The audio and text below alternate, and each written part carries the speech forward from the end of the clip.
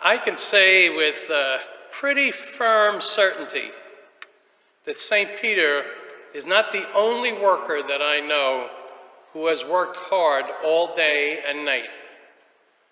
And I say this because I know I can hear in Peter's voice my own voice of fatigue and frustration and failure.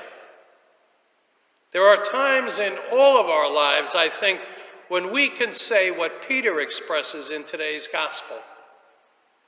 I got nothing.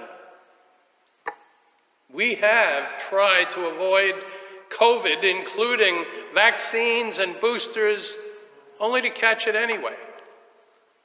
We have struggled to keep a relationship together, only to have it crumble. Taught our children the faith, only to have them give it up when they left the house.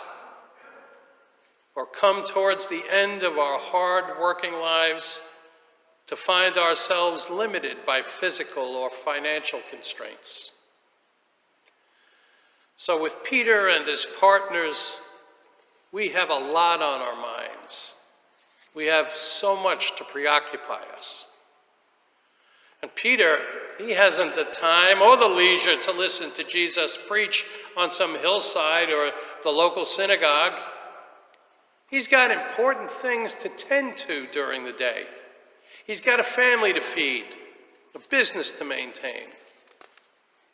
So since Peter couldn't go to Jesus, Jesus goes to him. And he chooses Peter's boat as a pulpit. And from there he preaches to the crowds, and Peter can't help hearing what Jesus is saying, but he must have been saying something really profound that affected Peter. Jesus' words were so moving that Peter was willing to act against his experience and years of fishing and instead trust to Jesus' word. So when he tells Peter, put out into the deep and lower your nets, ultimately, Peter does that. Now, here we are in the point of this story. We got a working person whose life is frustrating and failing. And into that life and world, Jesus enters with a word that draws people to himself. Peter hears that word and responds to it and discovers that his life bears fruit. And it's the kind of fruit that a fisherman would recognize. It's a huge catch. And this story is not a fairy tale. It is about Jesus addressing a person in the midst of his busy workday, and that person responding to him. Peter goes from indirection and failure to purpose and bounty. He realizes what has happened, and he decides to follow the one who can catch fish for him. But more, it's the person whose word bears life. Now I know Peter has this initial hesitation. He feels unworthy in the presence of the one he just heard speak and teach him. Beginning with Peter and his companions, they may feel unworthy, but if they trust, not in themselves, but in Jesus' word, they're told they're going to be catching people. So relying not on themselves, but on the word, they put their hesitations aside, and of all things, and their jobs, by the way, and their career, everything goes aside, and they follow Jesus. And just like those fledgling disciples, our lives are also really busy. The things that concern us and keep our minds preoccupied during the night, they're not made up. They are a necessary part of our lives, and we need to tend to them. But we also use some help to keep us focused and guide us on our decisions. While we know there are no easy and quick solutions to the important issues that we face, still we do want to keep our heads about us. We want a sense of priorities and direction. We want to continue hearing Jesus' invitation to follow him, and we want to do that as we toil through the sometimes very dark periods of our lives.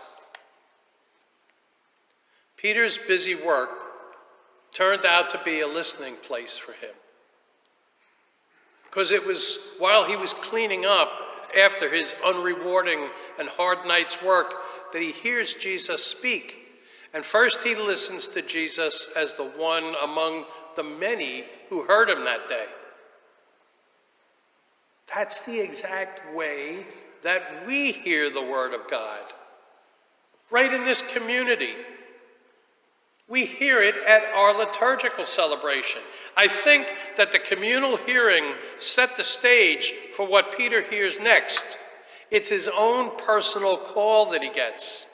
Our weekly celebrations that we share with each other, this is the important listening place for all of us.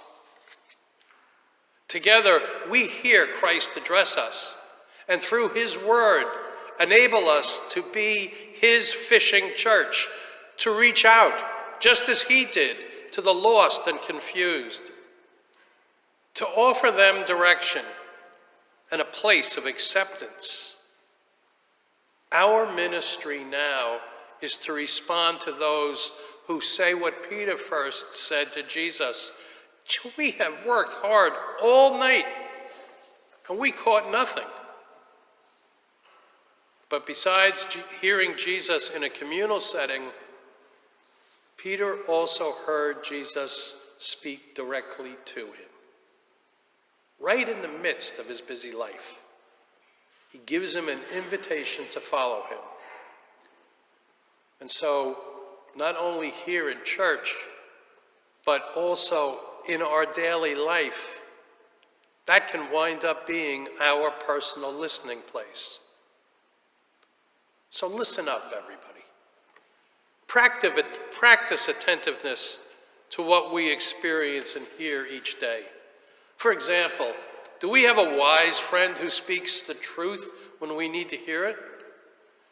Do we take the scriptures that we hear every Sunday and somehow try to apply them to our lives?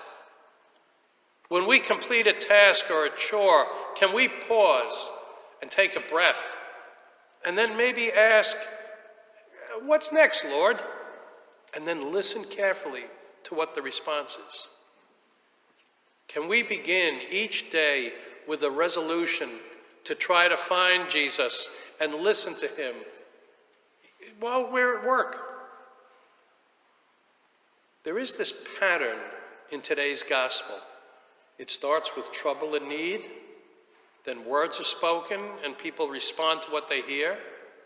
Their response then bears fruit. Another word is spoken. A new response is made. That's just how lifetime journeys all begin. There is no guarantee of success for those who accept Jesus' invitation, at least not in the usual way that we measure successes. How many catches make a success? I don't know. Where will this journey take us? I don't know that either. How will it end up? There's so many questions that we would like answered before we sign a lifetime contract. Instead, the only guarantee that we get is that Jesus offers us his presence while we're on this journey. Like Peter, the unworthy one, we too have confidence that along the way, Jesus is going to continue to speak a word, especially at those moments when we lose confidence. We will not be on our own, we know that. We have one another, and we have Jesus right here in our midst.